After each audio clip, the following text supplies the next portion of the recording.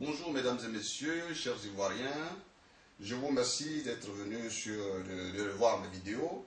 Alors aujourd'hui je vais vous faire le récapitulatif donc, de toutes mes déclarations que j'ai faites depuis le démarrage de cette intervention par vidéo. Donc, voilà. Et donc dans mes premières vidéos, j'ai dit que le président de la République de Côte d'Ivoire, M. Laurent Gbagbo, le père de la crise qui est arrivée en Côte d'Ivoire, donc la guerre que la Côte d'Ivoire a connue. Je l'ai dit pourquoi? Je l'ai dit parce que le président de la République, M. Gbagbo, est une personne qui tient des propos qui ne sont pas dignes d'un chef d'État. Et depuis sa prise de pouvoir, ça dit dès l'année 2000, donc octobre 2000, depuis cette prise de pouvoir jusqu'à aujourd'hui, le président s'est caché derrière le manteau de l'homme, le panafricanisme, et qui veut que l'Afrique soit autonome et ceci et cela. Mais en réalité, dans le fond, ce slogan qu'il brandissait n'a pas aidé la Côte d'Ivoire.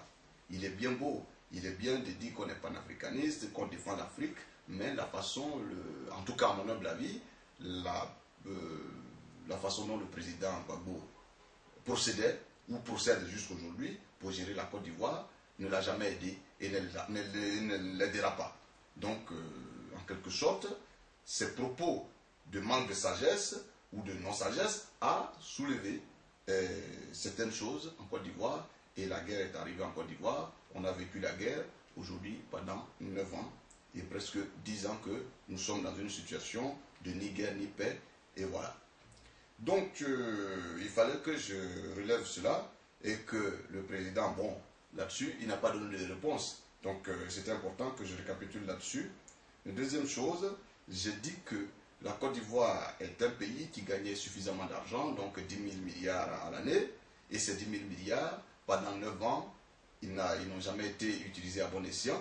Chacun s'est servi autour de Gbagbo, chacun s'est servi, y compris le président lui-même.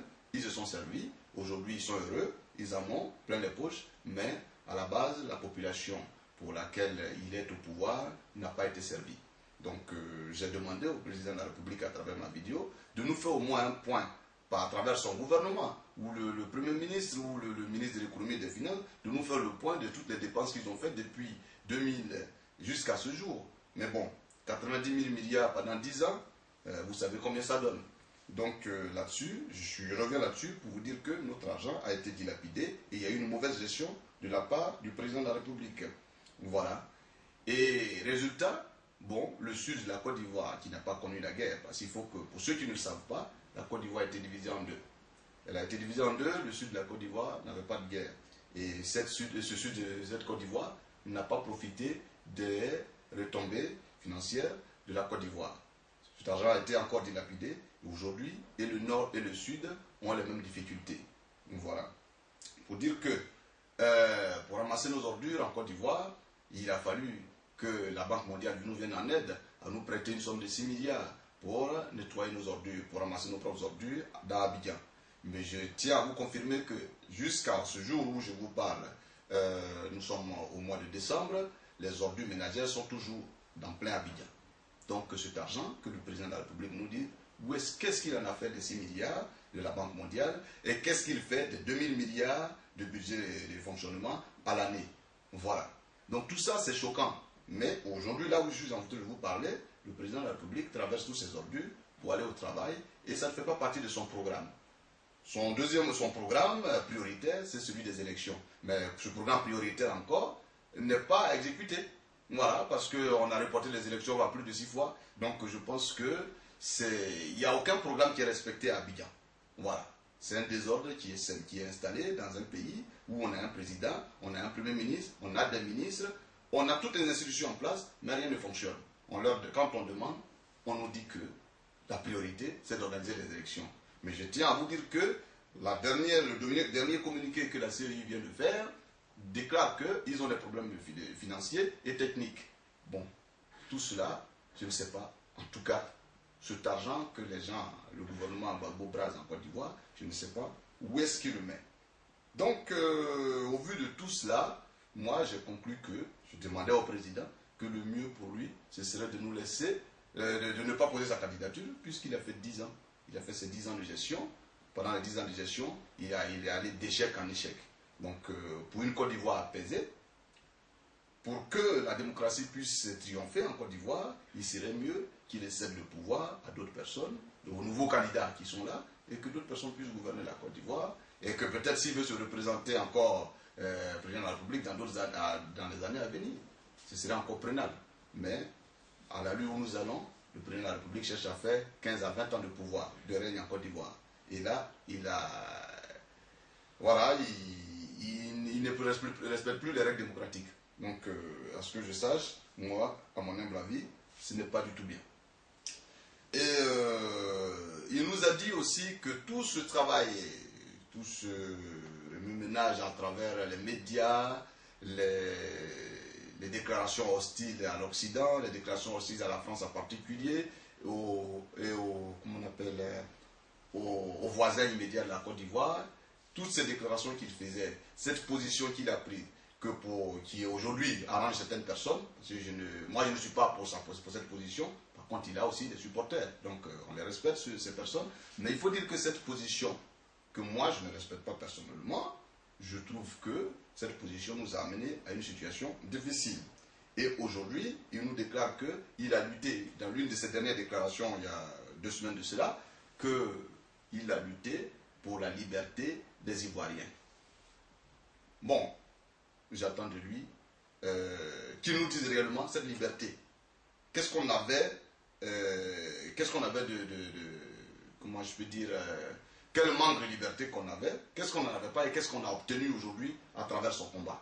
Son combat qu'il a mené, qu'il fasse ce bilan aussi, avant de chercher à être président. Voilà. Donc, on lutte pour la liberté. Mais moi, je pense qu'on n'était pas en prison.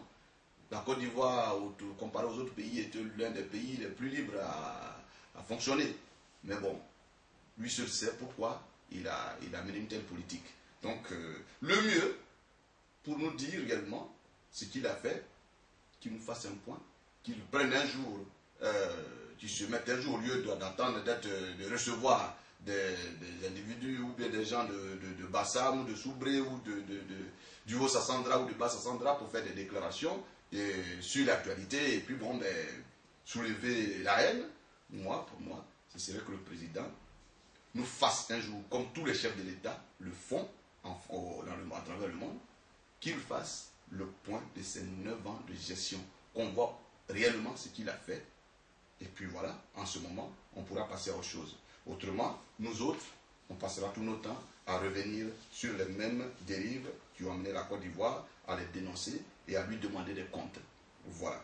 Donc, je voulais terminer pour demander à la CEI